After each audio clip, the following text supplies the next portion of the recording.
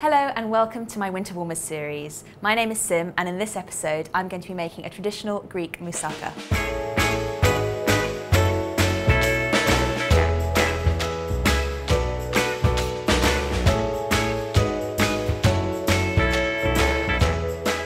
So we're going to start with a bit of oil in a pan, a few glugs, maybe 2 tablespoons worth, and some onion and also some garlic, and that's going to make your base. And you want to make sure that the onion is sliced really finely because you just want it to melt away. You don't want to find chunks of it in your moussaka. Then the garlic goes in and you want to mix that around. And the onion needs to be a kind of pale translucent colour. You don't want it to go too brown before you add your mince in. Once the onions are starting to look a bit more translucent, it's time to add the lamb mince. Now, if you're not a fan of lamb, you can use beef instead, but traditionally, it's lamb mince that goes into a Greek moussaka. And all you want to do with this is just brown it slightly. It doesn't need to be cooked all the way through because we're going to be cooking it in a really rich tomato sauce in a minute. So just break it up so the heat can get to all of the meat, and then just mix the onions and the garlic in. Okay, so now the mince is nice and brown, it's time to add the ragu ingredients. Now don't be put off, this doesn't look particularly appetising yet, but it will, trust me. So what we need to start with is a bit of tomato puree, roughly about 2 tablespoons worth, which will make the sauce quite thick, but also it gives it quite a concentrated tomato flavour. So you just want to coat the meat that's in here in the tomato, and you will see it running into the juice as well. And once you've done that, it's time to add even more tomatoes in the form of chopped tomatoes. Now, 1 tin is absolutely fine. And if the tomatoes aren't chopped already in there, you can just put them in whole and chop them in the pan with a pair of scissors. It makes it really easy and it's less washing up, which is always good. So you just want to make sure that's mixed together. Like so, and then it's literally just a little bit of oregano. Again, roughly about 2 tablespoons. If you have fresh herbs in the garden, then absolutely use those. If not, dried is totally fine. Some red wine. Again, if you're not big on red wine or you can't drink it for any reason, you can always use 100 ml of stock instead, which works just as well. It's just to give it an added richness. And once that's all mixed together, pop a cinnamon stick in. And I know this isn't very traditional in British cooking, but in Greek they put cinnamon and nutmeg into a lot of their savoury dishes. So we're going to pop that in, and before we actually add it into the oven, we'll take it out just to make sure no one gets a nasty surprise. For any more information on this recipe, please just check out the description box.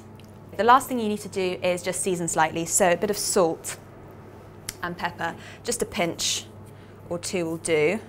And you can always season it a little bit more if you'd like to taste it midway through. So now we're just going to leave this to simmer for about 20 to 30 minutes and you can get on with the next stage. While the lamb and the sauce is simmering, you can get on and make the aubergine rounds, which you'll need to put in the dish. So you need to start off with a frying pan with some olive oil and cut the aubergines into about 1 pound thick slices, and you can keep the skins on, that's absolutely fine. Add them to the pan, and you'll need to cook them in batches because 3 aubergines will be way too much for 1 frying pan, no matter how big it is. You need to make sure that they go brown on both sides, so they're golden, and when they're done, you can just pop them in a bowl and set them aside, and we'll use them later. Next, you'll need to make the white sauce, and for that, you can melt butter in a pan over a medium heat, and then add the flour bit by bit, and you need to make sure that you're stirring it in really thoroughly because you don't want a lumpy sauce.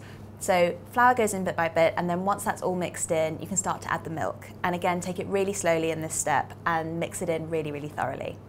Once you've done that, a bit of salt and pepper, and then it can be set aside before it gets assembled into the main mix. Now all of our elements are ready and we're ready for assembly. So we're going to start with putting the aubergines, which are lovely and golden brown, on the base of the tin. You can overlap these slightly because we've got quite a few.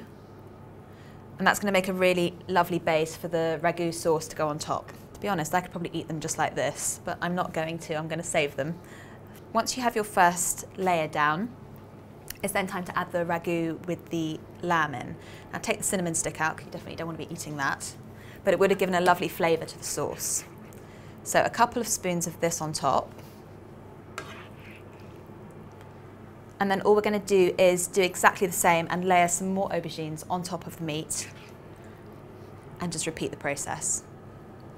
Once the aubergine and the tomato ragu are all layered up, the next thing you have to move on to is the second stage of the cheese sauce.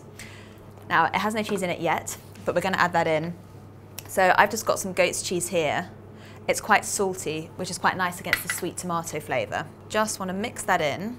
And also, once it's cooled slightly, you need to add some eggs in there as well.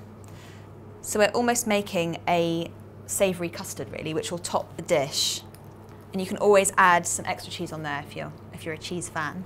So for more recipes like these, and if you like this recipe, just remember to subscribe and always leave your comments as well. We're always wanting to know what you think of the recipes, your versions, what you like, what you don't like. So definitely let us know. Once this has all come together, it requires a little bit of vigorous stirring. You just need to add a pinch of nutmeg, which will give it a really nice warmth. I've actually grated some fresh nutmeg here, but if you don't have fresh nutmeg, that doesn't matter. And now for the final flourish, it's time to put the cheese sauce on top of everything else that we've created. So just spoon this over.